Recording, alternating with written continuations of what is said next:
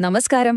ഒരേ ഗൂഗിൾ ഡോക്യുമെന്റിൽ തന്നെ ഒരേ സമയം കുറേ പേര് ഒരുമിച്ച് കാത് ചെയ്യുന്നത് നിങ്ങൾ കണ്ടിട്ടില്ലേ? കമ്പ്യൂട്ടേഴ്സുകൾക്ക് ഇതെങ്ങനെയാണ് ഒരു കുഴപ്പവുമില്ലാതെ ചെയ്യാൻ പറ്റുന്നത്? ഇന്ന് നമ്മൾ സംസാരിക്കാൻ പോകുന്നത് ഇതിന് പിന്നിലെ ഒരു വലിയ വെല്ലുവിളിയെക്കുറിച്ചാണ്. അതായത്, ഒരുപാട് പേർ ഉപയോഗിക്കുന്ന ഒരു ഫയലോ ഡാറ്റയോ എങ്ങനെ സുരക്ഷിതമായി കൈകാര്യം ചെയ്യാമെന്നതിനെപ്പറ്റി. ശരി, നമുക്ക് തുടങ്ങാം. അപ്പോ എന്തുകൊണ്ടാണ് ഈ ഡാറ്റ പങ്കുവെക്കൽ കമ്പ്യൂട്ടറുകൾക്ക് ഇത്ര വലിയൊരു തലവേദനയാകുന്നത്? ഒരേ ഫയലിലോ ഡാറ്റാബേസിലോ ഒരേ സമയം ഒന്നിൽ കൂടുതൽ പ്രോഗ്രാമുകൾ കയറിനിറങ്ങുമ്പോൾ എന്താവും സംഭവിക്കുക എന്ന് ചിന്തിച്ചിട്ടുണ്ടോ? ശരിക്കും അവിടെയാണ് പ്രശ്നങ്ങളുടെ തുടക്കം.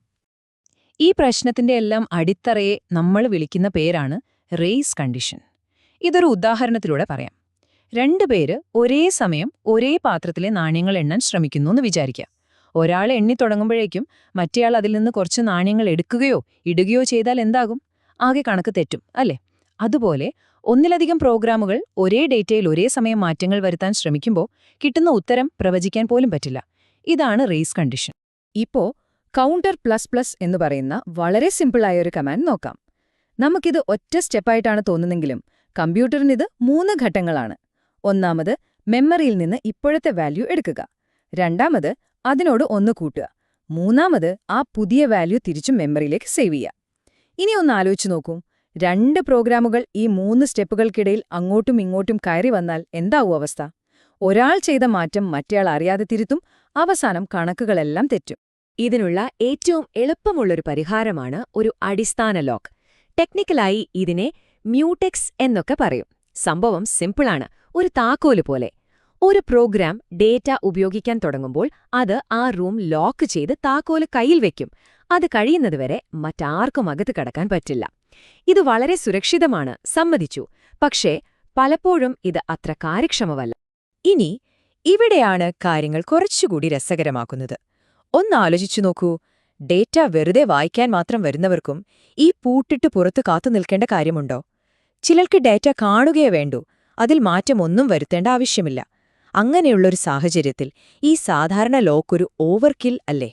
അപ്പോ ഈ ചോദ്യത്തിനുള്ള ഉത്തരം കിട്ടണമെങ്കിൽ ഡേറ്റ ഉപയോഗിക്കുന്നവരെ നമുക്ക് 2 ഗ്രൂപ്പുകളായിട്ട് തിരിക്കണം. റീഡേഴ്സ്, അതായത് വായിക്കുന്നവർ, പിന്നെ റൈറ്റേഴ്സ്, അതായത് എഴുതുന്നവർ.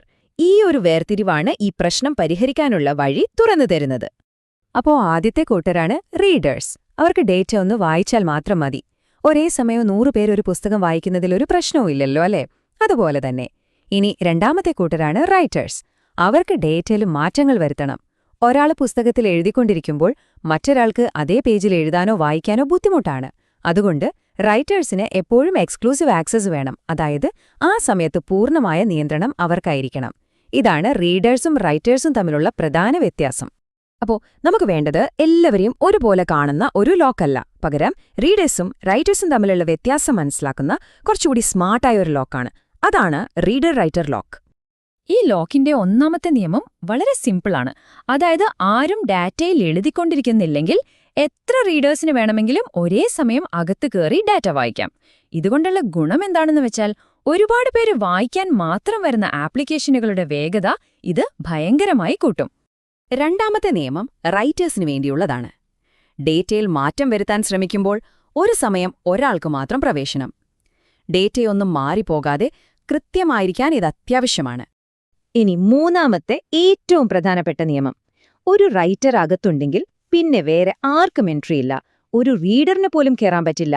ആ സമയത്ത് ആ ഡേറ്റയുടെ പൂർണ്ണ നിയന്ത്രണം ആ റൈറ്ററിന് മാത്രമായിരിക്കും.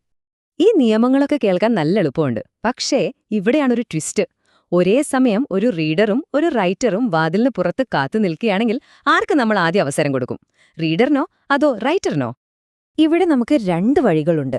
ഒന്നാമത്തേച്ച് റീഡർ പ്രയോറിറ്റി. അതായത് ഒരു റൈറ്റർ കാത്തു നിൽക്കുന്നുണ്ടെങ്കിൽ പോലും പുതുതായി വരുന്ന റീഡേഴ്സിനെ നമ്മൾ കടത്തിവിട്ടുകൊണ്ടിരിക്കും. രണ്ടാമത്തേത് റൈറ്റർ പ്രയോറിറ്റി. ഇവിടെ ഒരു റൈറ്റർ കാത്തു നിൽക്കുന്നുണ്ടെങ്കിൽ പിന്നെ പുതിയ ഒരു റീഡറും അകത്തേക്ക് കയറില്ല. ആ റൈറ്ററുടെ പണി കഴിയുന്നതുവരെ ബാക്കിയുള്ളവർ കാത്തിരിക്കണം. ഓരോന്നിനും അതിൻ്റെതായ ഗുണവും ദോഷവുമുണ്ട്. അപ്പൊ എന്താ ഇതിലെ കുഴപ്പം? ഒരാൾക്ക് മുൻഗണന കൊടുത്താൽ എന്താ പ്രശ്നം, അല്ലേ? ഒരു വിഭാഗത്തിനു മാത്രം പ്രാധാന്യം നൽകുമ്പോൾ മറ്റേ വിഭാഗത്തിന് എന്ത് സംഭവിക്കും? ഇവിടെയാണ് സ്റ്റാർവേഷൻ അഥവാ പട്ടിണി എന്നു പറയുന്ന ഒരു വലിയ അപകടം വരുന്നത്. ഒരു കൂട്ടർക്ക് നമ്മൾ തുടർച്ചയായി മുൻഗണന കൊടുത്താൽ മറ്റേ കൂട്ടർക്ക് ചിലപ്പോൾ തങ്ങളുടെ അവസരം ഒരിക്കലും കിട്ടാതെ വരും. കമ്പ്യൂട്ടർ സയൻസിലെ സ്റ്റാർവേഷൻ എന്ന് പറഞ്ഞാൽ ഒരു പ്രോഗ്രാമിന് അതിനാവശ്യമുള്ള ഒരു റിസോഴ്സ് കിട്ടാൻ വേണ്ടി അതിങ്ങനെ അനന്തമായി കാത്തിരിക്കേണ്ടി വരുന്ന ഒരവസ്ഥയാണ്. നമുക്ക് നോക്കാം. നമ്മൾ റീഡേഴ്സിനാണ് എപ്പോഴും മുൻഗണന കൊടുക്കുന്നതെന്ന് വെക്കുക. ഒരു റീഡർ വരുന്നു, പോകുന്നു, അടുത്തയാൾ വരുന്നു. ഈ ഒഴുക്കിങ്ങനെ തുടർന്നുകൊണ്ടേയിരുന്നാൽ പാവം ആ റൈറ്ററിന് എപ്പോഴാന്ന് കേറാൻ പറ്റുക? ചിലപ്പോൾ ഒരിക്കലും പറ്റില്ല. ഇതിനെയാണ് നമ്മൾ റൈറ്റർ സ്റ്റാർവേഷൻ എന്ന് പറയുന്നത്. ഇനി നേരെ തിരിച്ചു ചിന്തിച്ചു നോക്കൂ. നമ്മൾ റൈറ്റേഴ്സിനാണ് മുൻഗണന കൊടുക്കുന്നതെങ്കിലോ? ഒന്നിനു പുറകെ ഒന്നായി റൈറ്റേഴ്സ് വന്നോണ്ടിരുന്നാൽ ഡേറ്റ ഒന്ന് വായിക്കാൻ വേണ്ടി കാത്തുനിൽക്കുന്ന റീഡേഴ്സിന്റെ കാര്യം കഷ്ടമാകും. അവർക്ക് ചിലപ്പോൾ ഒരുപാട് നേരം കാത്തുനിൽക്കേണ്ടി വരും. ഇതാണ് റീഡർ സ്റ്റാർവേഷൻ. അപ്പൊ നമ്മൾ ആർക്ക് മുൻഗണന കൊടുത്താലും മറ്റേയാൾക്ക് പണി കിട്ടാൻ സാധ്യതയുണ്ട്. അപ്പൊ എവിടെയാണ് ഈ റീഡർ റൈറ്റർ ലോക്കുകൾ ശരിക്കും ഉപകാരപ്പെടുന്നത്? പ്രധാനമായും 3 സാഹചര്യങ്ങളിലാണ്. ഒന്ന്, എഴുതുന്നവരെക്കാൾ ഒരുപാട് കൂടുതൽ വായിക്കുന്നവരുള്ളപ്പോൾ, ഉദാഹരണത്തിന് ഒരു വാർത്താ വെബ്സൈറ്റ്. 2, വരുന്നവരിൽ ആരാണ് റീഡർ ആരാണ് റൈറ്റർ എന്ന് നമുക്ക് എളുപ്പത്തിൽ തിരിച്ചറിയാൻ പറ്റണം. 3, ഈ ലോക്ക് ഉപയോഗിക്കുന്നതിലൂടെ കിട്ടുന്ന വേഗത ഇത് നടപ്പിലാക്കാനുള്ള ചെറിയ ബുദ്ധിമുട്ടിനേക്കാൾ കൂടുതലായിരിക്കണം. അപ്പോൾ നമ്മൾ അവസാനം എത്തുന്നത് ഒരു വലിയ ചോദ്യത്തിലേക്കാണ്. കാര്യക്ഷമതയാണോ വലുത്, അതോ എല്ലാവർക്കും അവസരം കൊടുക്കുന്ന ന്യായമാണോ? അതായത് സ്പീഡ് വേണോ അതോ ഫെയർനെസ് വേണോ? ഒരു സിസ്റ്റം ഉണ്ടാക്കുമ്പോൾ ഈ തിരഞ്ഞെടുപ്പ് വളരെ പ്രധാനപ്പെട്ട ഒന്നാണ്. സത്യം പറഞ്ഞാൽ ഇതിന് ശരിയോ തെറ്റോ എന്നൊരു ഉത്തരമില്ല. നിങ്ങളുടെ ആവശ്യം എന്താണോ അതായിരിക്കും നിങ്ങളുടെ ഉത്തരം.